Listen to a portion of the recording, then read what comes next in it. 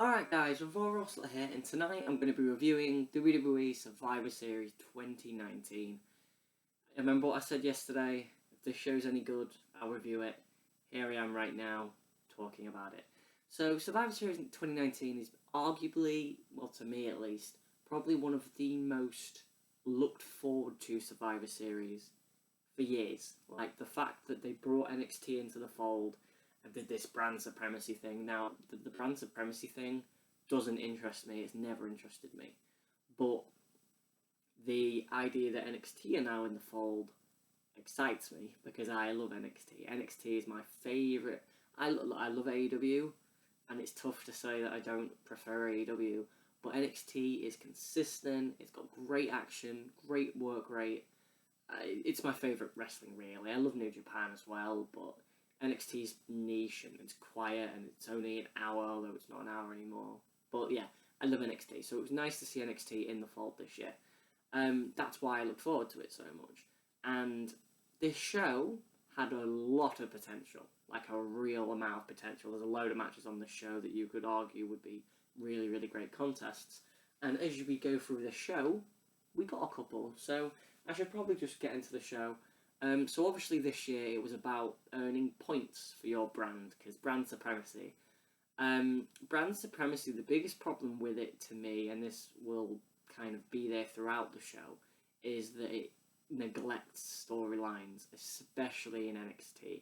So if the night before you were like me and you watched War Games and you watched Io Shirai and Candice LeRae kick the shit out of each other, for some reason tonight they are best friends.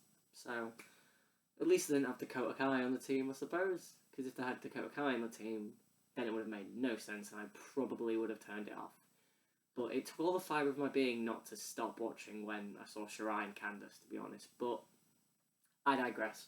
There were 3 matches before the show that were all for points as well, essentially. This year, the points on the pre-show actually mattered, unlike last year.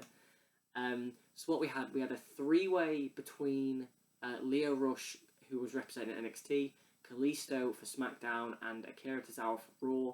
Lio Rush won that, so that's a point for NXT. We had a tag team battle royal between 8 tag teams, which I believe Dolph Ziggler and Robert Roode won, so that's a point for SmackDown.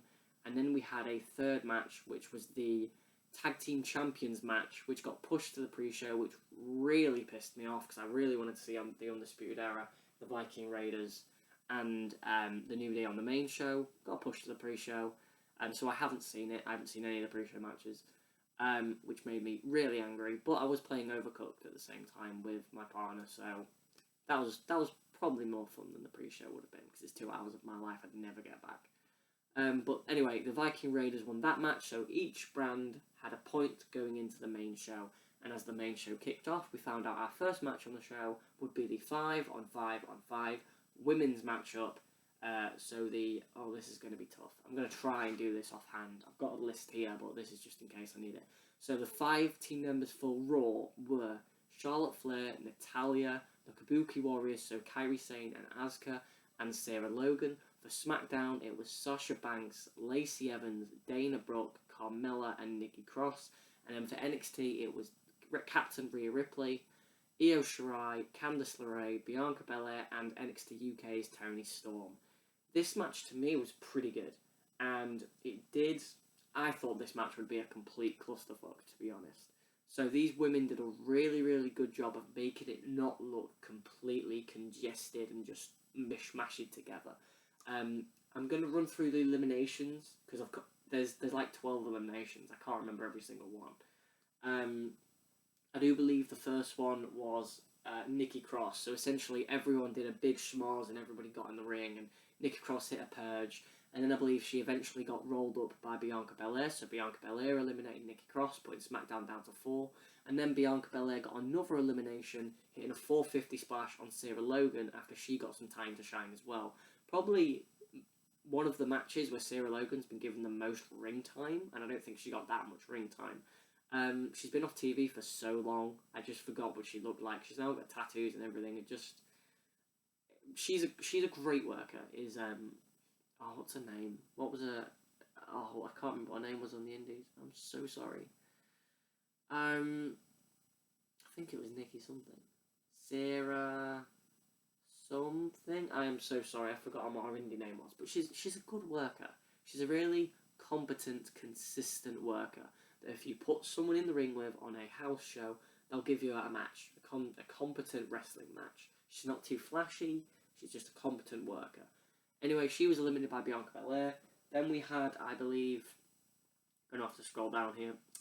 Then we had Carmella eliminated by Charlotte Flair. Charlotte hit her with natural selection. Then Kairi Sane was eliminated by Sasha Banks. Kairi Sane, and the thing that is cool about these matches where you get all these teams, is that you get combinations of people you wouldn't normally see. So my favourite one in this match was Kairi Sane and Io Shirai, who basically stared each other down, and Carmella was in the corner like, guys, pay attention to me, pay attention to me.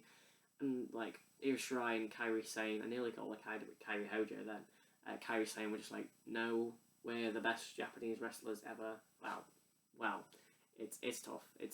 If you asked me, I do think Io Shirai is the best female wrestler on the planet.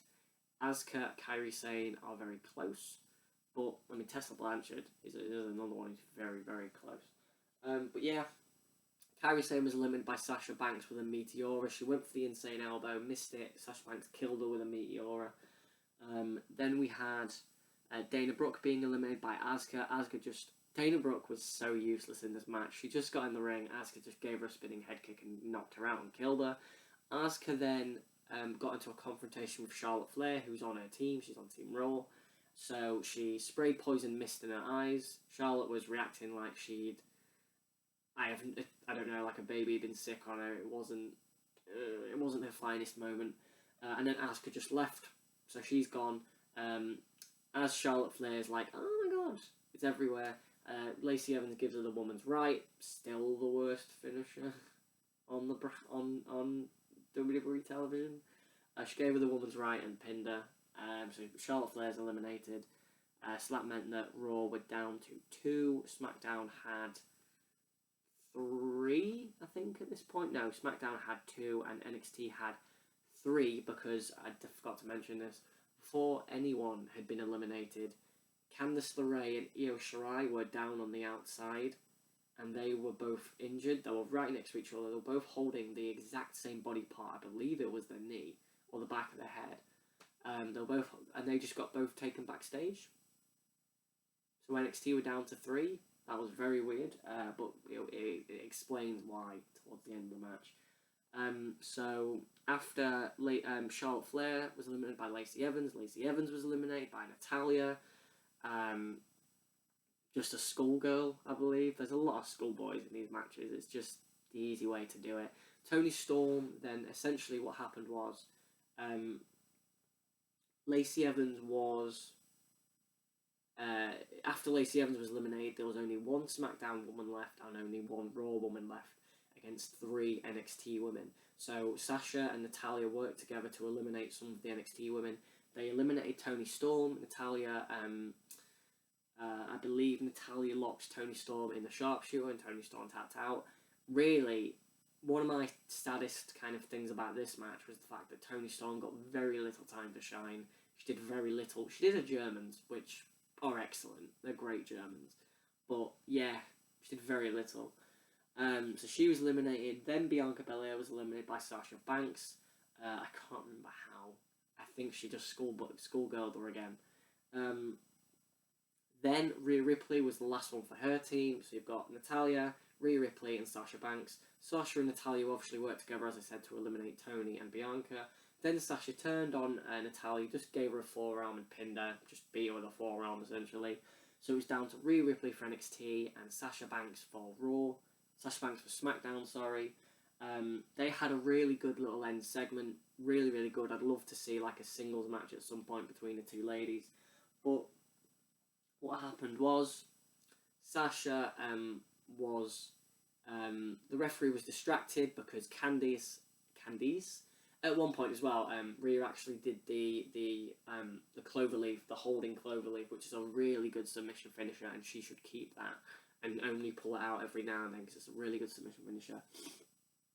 But Rhea The referee was distracted because Candice had come back down to the ring with Io Shirai. Candice distracted the referee. Io springboarded in, gave a drop kick to Sasha Banks.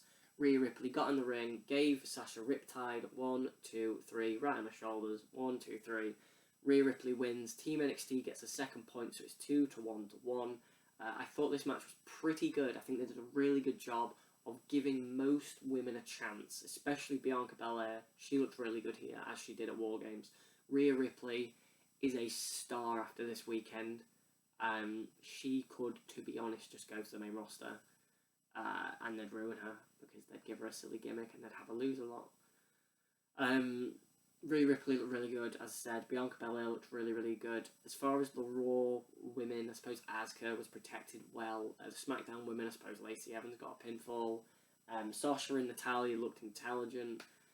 So yeah, I don't think too many people looked bad. Dana Brooke was probably one. Nikki Cross, who had to fight for her position on the team and then just got eliminated first, which is another problem with the 5 and 5 and 5 that we'll talk about later. But yeah, I'm going to give this one 3.25 stars. I thought this was pretty good. It was a lot better than I believe it had any right to be. So kudos to these 15 women. And kudos to Rhea Ripley, who put in a really, really good performance, second night in a row. Second match on the show, I don't need my phone for this one. This was the three-way between the three mid-card titles. So it was the North American champion, Roderick Strong, whose entrance was cut short. Fuck you, Kevin Dunn. We had the Intercontinental Champion, Shinsuke Nakamura, who was, of course, accompanied by Sami Zayn.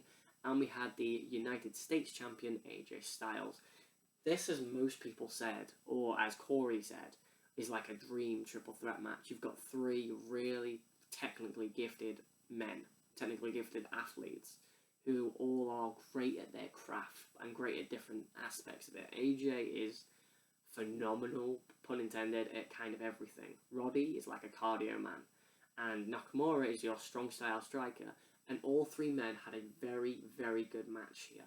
I don't think it ever got to be great. It never got to that, like, god level tier of triple threat matches, and I think that after watching the War Games triple threat, I was maybe spoilt by how good that triple threat was and how dynamic and diverse that three-way style was of just doing three-way spots for a full match for 20 minutes. Because this one was a very much typical WWE stylized triple threat match. It was still very, very good, but it just wasn't as... I don't know, I like my diversity. I sometimes like it to be. I don't really like the 2-on-1 and then the 2-on-1, which is what you had a lot of, and then you throw a guy out and it's just 1-on-1. So you did a lot of stuff. So Roddy was great here, just elbows, the rebounding elbows off the ropes.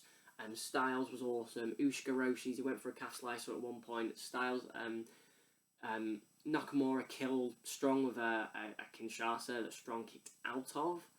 At one point, Styles had Nakamura in the Styles Clash. Roddy drop-kicked Styles in the back of the head, so he essentially gave him the Styles Clash at the same time, and then Nakamura rolled out of the ring. Just great stuff from all three of these men. Roddy did a Olympic slam and then picked him up and went for another move. He hit a gut check at one point. Nakamura did the knee to the back of the head. He did the knee to the front of the head, I believe. I did the reverse exploder. But in the end, what happened was Styles gave Nakamura this was after Roderick Strong had been knocked out of the ring.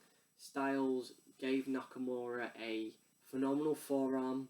Roderick Strong got in the ring, threw Styles out, pinned Nakamura 1, 2, 3. Roderick Strong wins the matchup, which puts NXT 3-1-1. Good finish. The finish I kind of suspected they were going to do at least some point in one of these three-way matches. I thought it might have been in the Undisputed Era's tag match, but they didn't do it there, so I guess here's better than any other place. Yeah, I thought this was very, very good. Not quite great. I'm going to give it 3 3/4 stars. I think it was because I was so spoiled again by that three-way at War Games. That throw blew my mind as far as the actual psychology behind it. That this one here just very, very good, but just below it in the pecking order. Next match on the show was I believe. Probably shouldn't spoil it, but I believe it was. Yeah, it was the NXT Championship matchup. Adam Cole and Pete Dunne. This match was set up at NXT War Games when Pete Dunne beat Damien Priest and Killian Dane in a three-way. Just talked about that match a lot. If you haven't seen it, check it out. If you haven't seen my review of it, also check that out on this channel. But yeah, Cole and Pete Dunne, I knew would be a great match. And these guys had to work really hard to get a great match because the crowd were silent. And they popped for a couple of moments, and at the end, they actually got the crowd. So kudos to these two men, because they did a really, really good job in getting the crowd. Dunne's handwork, so the finger manipulation, the joint manipulation, didn't work with this crowd. This is a full-on main roster crowd, families, children, wives and stuff, who don't get Pete Dunne's gimmick yet. Pete Dunne's appeared on the main roster, once? And his style is 100% the opposite of the WWE main roster. He's not The Miz, for example, or he's not Baron Corbin. Like, that's just not how he wrestles. He doesn't even wrestle like an AJ Styles or something like that. He's completely unique. And that didn't get the crowd.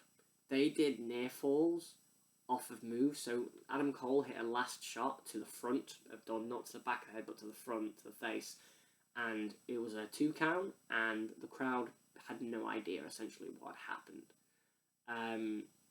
But these guys went on and tried and tried and tried. And towards the end of the matchup, there was a really fantastic spot. After Adam Cole had done the kneecap brainbuster, after Dunne had given him after Dunne had already done the flip off the turnbuckle and given him the kick to the back of the head, and after he'd given him some sick forearms and just the joint manipulation, standing on the hands, the armbar, all these sort of moves working on the hands of Cole, because it was great because at the same time, obviously Cole's ribs,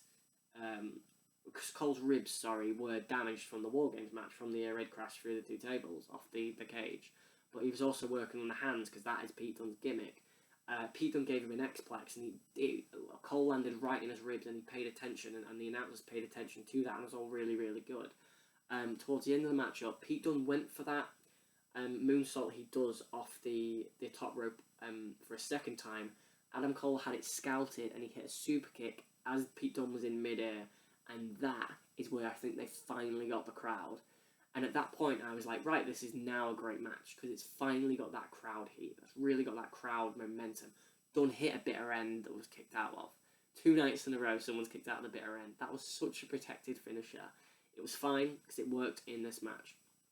Hit the bitter end, Adam Cole kicked out. The 2 men ended up on the apron, and Dunne got hit with a Panama Sunrise on the apron. Both men are dead. Dunne gets in at 9, takes a super kick, kicks out again. The crowd now are ballistic because they're now realising, oh my god, these are 2 ungodly, fantastic workers having a great match. Adam Cole gets up, Pete Dunne goes for the bitter end again. Adam Cole counters it into a Panama Sunrise, so he counters the bitter end, the pump handle STO, pump handle flatliner, into the Panama Sunrise, into a Canadian Destroyer, hits it, bounces off the ropes, hits a last shot to the back of the head. 1, 2, 3. These guys had a great match. They tried so hard to have a great match, and they got it. 4 1/4 stars. This was a really great match, a great weekend for Adam Cole, and a great weekend for Pete Dunne. These 2 guys look like massive stars to me, and I think if I was in that crowd, I would have, and I'd never seen these 2 guys before, I would say these guys are what I want on my main show. These guys are what I want on my SmackDown and Raw. And Pete Dunne now he's gone for the NXT title. He could very happily go on to Raw or SmackDown. I don't really want him to because I think they'll ruin him.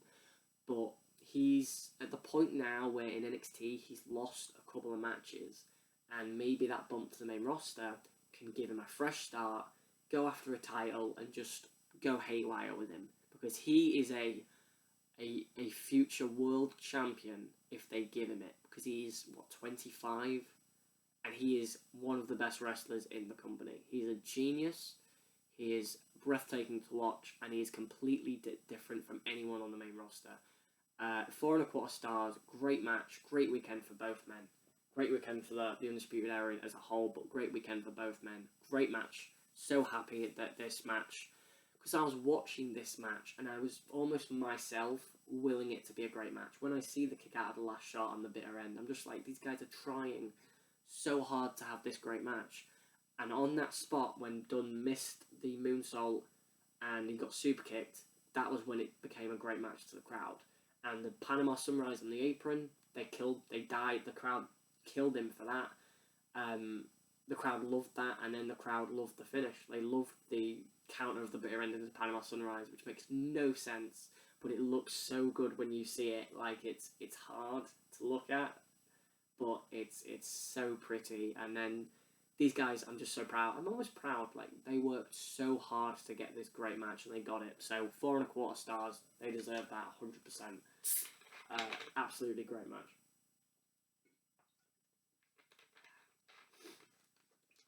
Oh, I'm so happy that match was on the show. Like, that was, made it worthwhile. Right, next match on the show was the WWE Championship matchup between The Fiend, Bray Wyatt, the WWE, the Universal Championship matchup between The Fiend, Bray Wyatt, and Daniel Bryan. Now, this match was all about, would Daniel Bryan revert back to being the yes chanting Daniel Bryan, the main event, proper babyface Daniel Bryan. And Daniel Bryan came out and didn't do any yes chanting down the ramp, which was all good. The Fiend came out. His entrance is still impressive. This is the thing, that they are very lucky that they have fantastic presentation, and the fact that Bray Wyatt is such a believable character in this role. Like, there's nothing about Bray Wyatt that makes me think this guy could exist in real life, but in this fake world of wrestling, this guy could exist. I think that these guys, my plan was for this match would have been go 7 minutes, have Bray Wyatt kill him for 3, have Bryan get a minute comeback, and then have Bray beat him. They did kind of that, but it was a little bit elongated. So Bryan immediately went for the drop kicks in the corner and got a couple of them, but was very quickly shut down by The Fiend. The Fiend with headbutts, rebound headbutts, a senton on Bryan on the outside, throwing him into steps in the announce table. And then finally, Bray went to run into the steps, into Bryan, and Bryan ducked, and Bray went over the steps, and Bryan finally got himself back. He got Bray in the ring, he was giving him the yes kicks, just both legs as well, which showed the desperation of Bryan. And then Bryan he hit the running knee, and that was a big moment, and Bray kicked out, and this was good, and I was like, this is going really well here. And then Bray and Daniel traded a couple of moves. Bray hit the suplex throw across the ring and just lobbed Daniel Bryan. Daniel Bryan went for a schoolboy. They both moved. Daniel Bryan ran at Bray Wyatt. Bray Wyatt essentially choke slammed him into the mandible claw, which looks so cool. And this is the best thing about this mandible claw that he's got. He could it's almost like a Uranagi into it, which is awesome. Uranagi into it. He pinned Bryan's left arm down with his knee. Bryan's other hand, obviously, he has to use to stop the Fiend's hand. He couldn't do it. Bryan's arm falls to the mat. 1, 2, 3. The Fiend beats Bray. The Fiend beats Daniel Bryan and retains his Universal Championship. I'm going to give this 3.5 stars. This was very good. And this was kind of what I wanted, because I wanted this Fiend match not to be booked like the Seth Rollins matches, because they weren't good. They were bad ideas that were executed poorly, and it was really not the guy's fault. They were just told to do the wrong thing. And maybe it was Bray and Seth's idea to do those matches. They didn't help the character, they didn't help Seth Rollins, and they didn't help either man's arsenal, especially Seth Rollins'. This match here didn't hit Daniel Bryan's finish. It's just his finish. He only hit it once. He didn't have any Daniel Bryan's moves, and Bray Wyatt was completely protected here. He took a little bit of offense, but then got his win. And that's the important part. So I'm going to give this 3.5 stars. I thought this was very good. Similar to a Brock Lesnar match, which was what I wanted. I literally thought, book this like a Brock Lesnar match. Have Brock dominate for a couple of minutes. Bryan get his heat. Bryan get his shine. Brock gets back at the end, or The Fiend gets back at the end and finishes Bryan. I would have shaved 2 minutes off this, and I think it might have been better, because there was The Fiend, considering it's only 10 minutes, the Fiend, because obviously Bryan did his suicide dives as well, and he did get a little bit more shining than I'm saying. But if you cut 2 minutes off of the Fiend's elongated heat, then it seemed like Bryan's kind of measuring up a bit more just before he gets taken down a peg. And I think that's a much better way to kind of lay out this match. Still, 3.5 stars. I thought this was a very, very good match. By far the best Fiend match they've done so far. Kudos to both men because they pulled this off. As I said, just a couple of tweaks to make it a great match. Next match on the show, I believe, was the 5-on-5-on-5. Yes, it was. So this one is going to be a hard one to call. So this was the second 5-on-5-on-5 match that involved the men. So we had Team Raw, which was team captain Seth Rollins, who got booed. Kevin Owens, who we didn't know about his affiliation. We had Ricochet, Randy Orton, and someone else.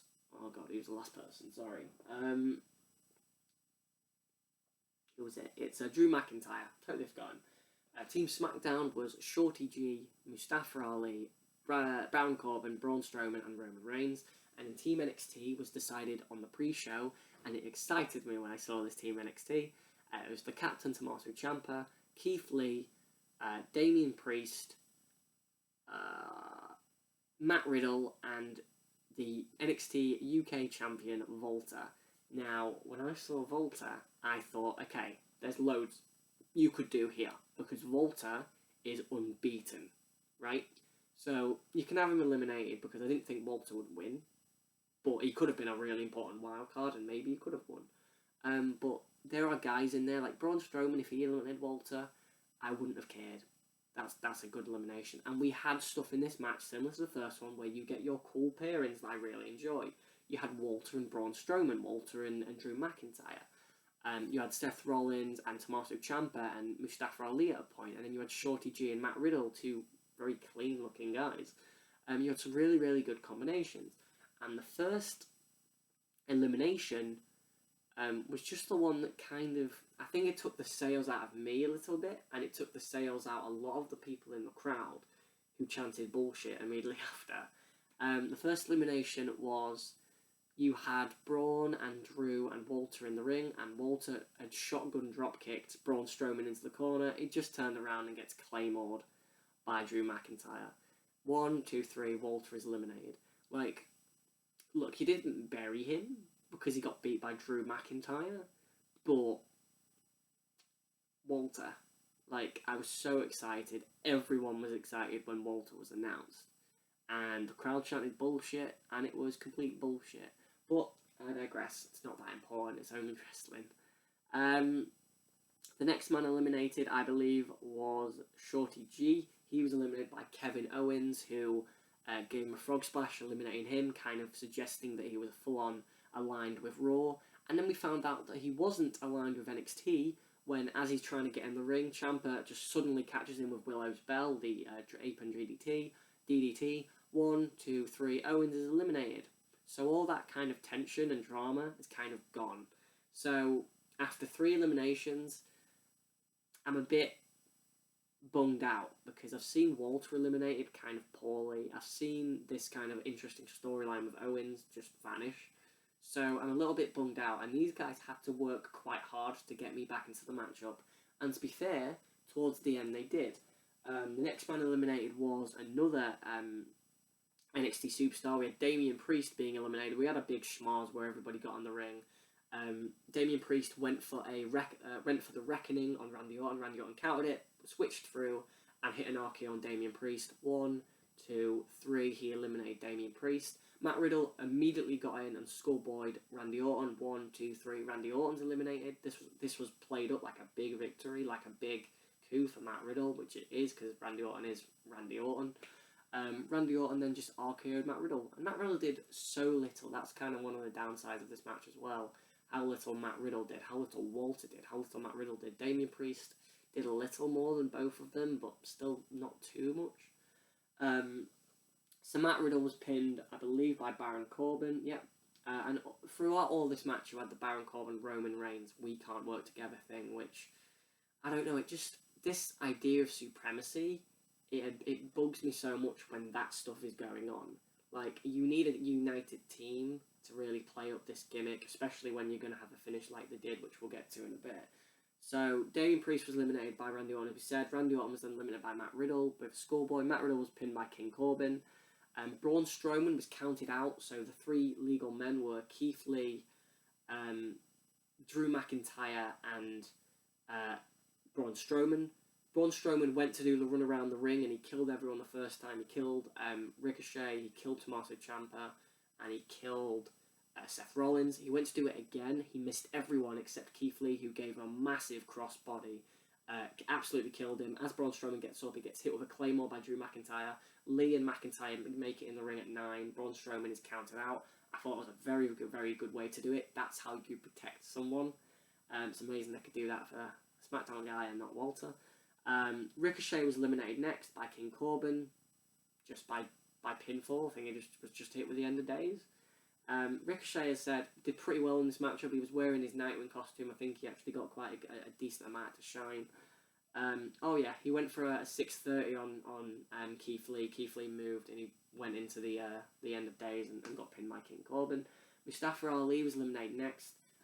So what we had 3 members of Team SmackDown left. We had Ali, Reigns, and Corbin.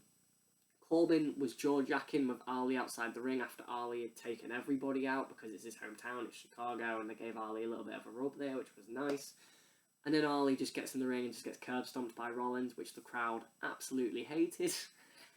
So Ali's gone, so there's 2 men on SmackDown, 2 men on Raw, and 2 men, I believe, on NXT. Yep, 2 men on NXT. The next man eliminated was Drew McIntyre, who got hit with a spear from Roman Reigns. That was all good stuff. Then we had the nonsense of, this was a really good spot actually. So it was I believe Reigns got caught with Willow's bell by Ciampa, and then Ciampa rolled him through, went for the fairy tale ending, and Corbin essentially got in the way, and Reigns then Superman punched Corbin and then speared Corbin and then just looked at Ciampa, and Ciampa was like, okay, I guess I'll just pin him. So Corbin's eliminated, so it's Reigns, Rollins, and 2 members of the NXT. So Reigns and Rollins, kind of like the opening 5 and 5 match, works together, the former Shield brethren, without their 3rd member, who is, I don't know where he is at the minute. They worked together. They were going to powerbomb Ciampa through the announce table, but Keith Lee saved Ciampa and just took everyone out. They got back in the ring, and Keith Lee eliminated Rollins, which was awesome. He kicked out of a frog splash, he got up, he caught Rollins, he gave him ground 0 and eliminated Rollins. That was awesome. Then we had, I've forgotten, Tommaso Ciampa was eliminated before Rollins was eliminated, and Rollins eliminated him with a curb stomp, I believe. Yeah, he just eliminated him with a curb stomp, which was cool. And then we had our final 2. So Rollins is eliminated. It's down to Keith Lee and Roman Reigns, and this is where most of my praise for the match comes. Keith Lee and Roman Reigns had a short segment that probably lasted less than 3 minutes, but it was tension. It was drama. You didn't know which way it was going to go, and that was because they did a really good job. Roman Reigns hit 2 Superman punches on Keith Lee. Keith Lee kicked out. Roman went for the spear. He darted at Keith Lee. Keith Lee popped him up, hit a spirit bomb. 1, 2. Reigns kicked out at the last second. Genuinely one of the best near falls of the year. A brilliant near fall. I thought Keith Lee had literally won, and I was going to jump out of my seat that Keith Lee had pinned someone in pinned Roman Reigns.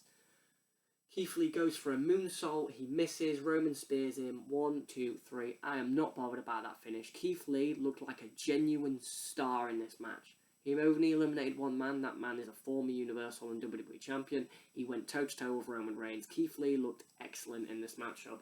After the matchup, Roman Reigns gave Keith Lee a knuckle touch. SmackDown get on the board, so it is currently 2 to 3 to 1. Raw are now out, so there's only 1 match left. As far as rating this matchup, I'm going to give it 3 3/4 stars, just like I gave the triple threat with the mid-card champions. Thought it was a very good matchup. The beginning soured me a lot. So if a couple of things were tweaked, then I think that it'd be a stronger match overall. I think the crowd wouldn't shit on it as much if Ali wasn't eliminated in such a fashion, if Walter wasn't eliminated in such a fashion. I think it could have been 4 stars if it just been tweaked a little bit. But as I said, for 15 men, this is one of the best 15-man matches you're probably going to watch. 3 3/4 stars, a very, very, very good match. And then we moved into the penultimate match on the show, I believed. The semi-main event. Yeah, the semi-main event. This was the no holds barred, no disqualification, because we need both of those taglines in a match step. Between no holds barred, no disqualification match between Rey Mysterio and Brock Lesnar for the WWE Championship. This feud has been one of the best things on WWE television. 45-year-old Rey Mysterio and 43-year-old Brock Lesnar have been excellent in this feud. Rey Mysterio's promos have been some of the best of his career. Brock Lesnar has been great. Rey Mysterio has looked like a fantastic underdog, but not like the guy who uses his speed just to beat you, the guy who uses weapons to beat you, and it's great. And this match here was essentially... Brock has worked the same match for 3 years at Survivor Series. He worked a match with AJ, which was basically kill him for 7 minutes. AJ gets his shine. As I said with the Fiend match, it's essentially the same match. AJ gets his shine, nearly wins, Brock wins at the end. Bryan, essentially the same match last year. This one was essentially just a shorter match. And it worked pretty much the same way. Like, it worked to the same degree. I thought this was very good. It wasn't as great as those matches just because it didn't go as long. And because there wasn't quite as much drama, I think, for Rey beating Brock as there probably was for Bryan or Styles. So Brock essentially just killed Rey. Germans, just killing him, just throwing him into shit. Rey got the lead pipe, but could just never use it. So Brock would always stand on it and mock him and kick it out of the ring. And then Brock had Rey on the floor, and this is kind of the bit you really want to talk about. And Dominic ran down, Dominic Mysterio, Rey's son, and he's got a towel. And Brock grabs the towel out of his hand, throws it out of the ring, and grabs Dominic by the neck. Rey gives him a low blow. Brock stumbles. Nobody sells a low blow like Brock Lesnar. Brock stumbles about. Dominic hits him with a low blow that's probably even better, and Brock sells that one even better. Rey kills him with the pipe, just hitting him with the lead pipe. Dominic goes and gets a steel chair, so they are both whacking Brock with weapons. He ends up leaned on the ropes. They give him a double 619, which was so cool.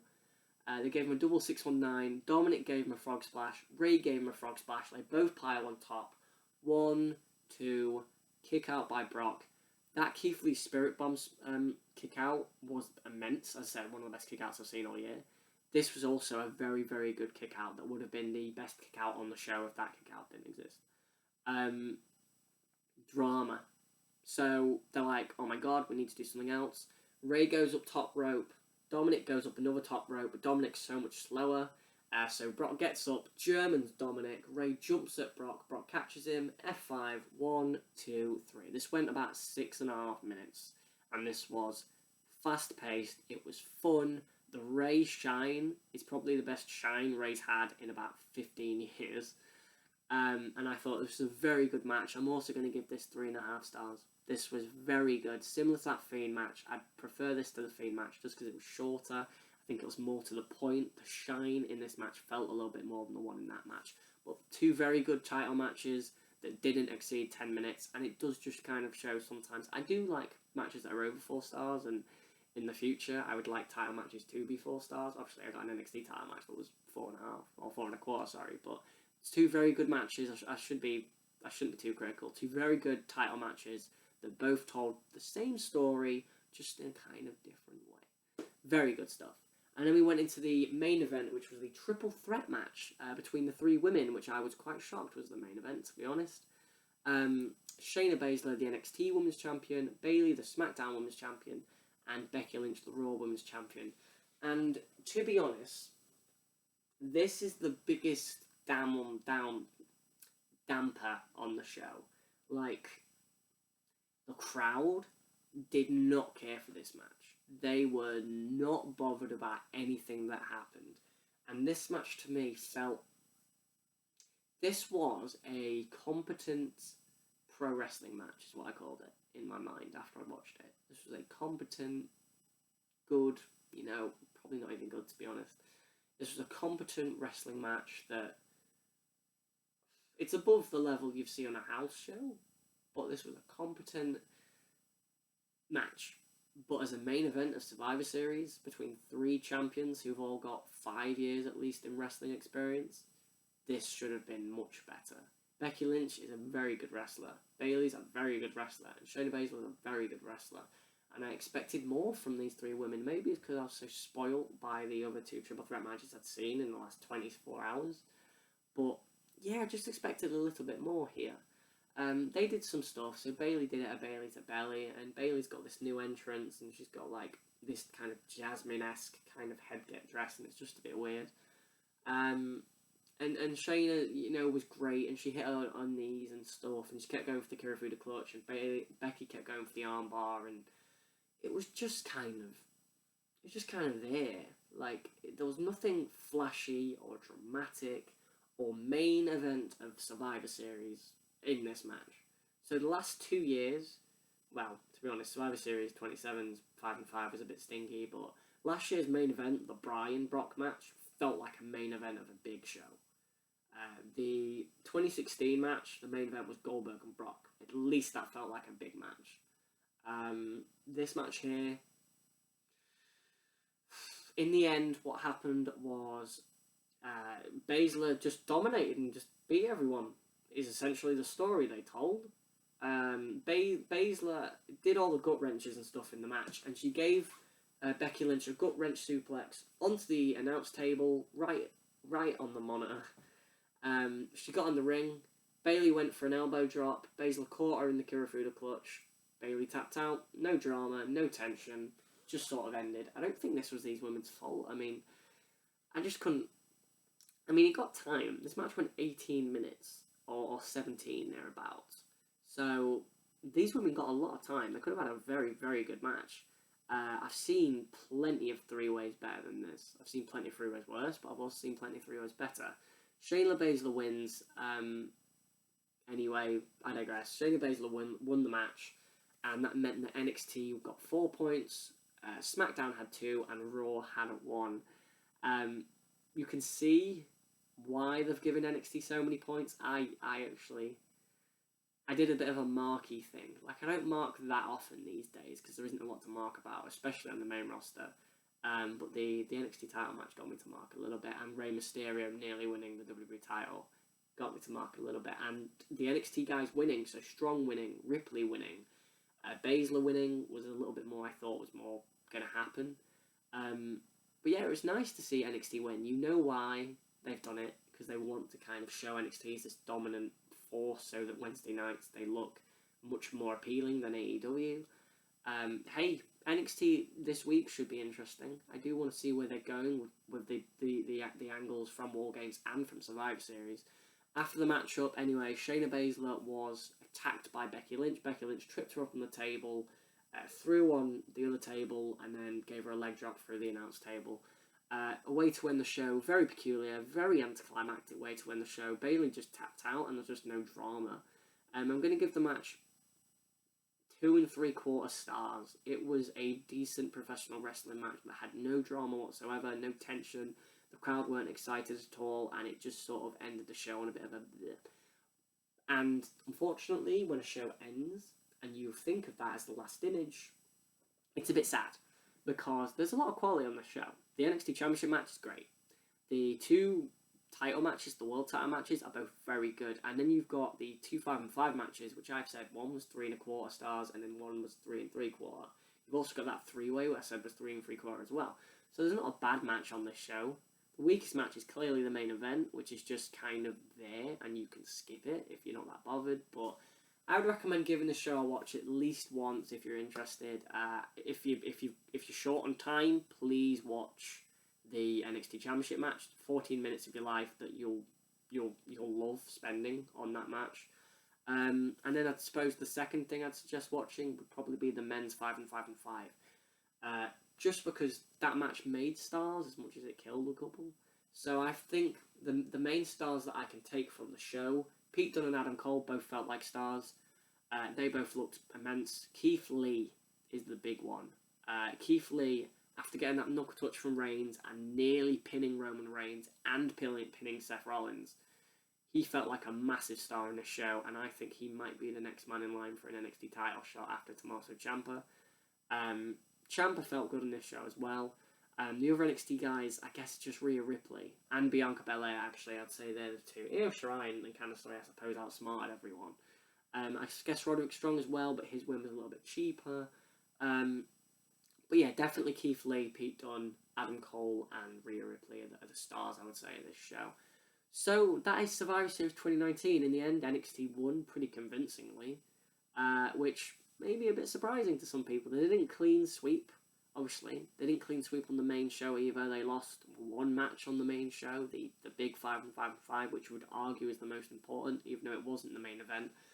Retrospectively, the main event probably should have been that 5 and 5 and 5 and not the women. If the women had gone on a bit earlier, maybe the crowd would have been into it and maybe it would have been made a better match. As I said, the Adam Cole match got to be a better match, a great match, when the crowd really got into it. Or maybe the main event should have been the WWE title match. That would have been my second choice. I am going to give, so obviously I gave the main event 2 3/4 stars. As I said, if you want to watch anything on the show, please watch the NXT title match. As an overall grade for this show, I believe I gave War Games an 8.5. I would rather watch that show than this one, just because that show is shorter. There is a lot of quality on this show. As I said, this is the best main roster show I've seen this year. I liked both world title matches. I loved the NXT title match. I really liked the triple threat and the men's 5 and 5 and 5. Although the beginning bit you'll want to skip. But yeah, there's a lot of good stuff on this show, and I think that's why I'm going to give this show an 8 out of 10. Not quite an 8.5, because I think that War Games put its foot wrong less than this show did. Just the Walter elimination really bugged me. The way they treated Mustafa Ali just looking like a fool. The kind of, as I said, a couple of things I would have done with the Universal title match, just trimming a couple of minutes.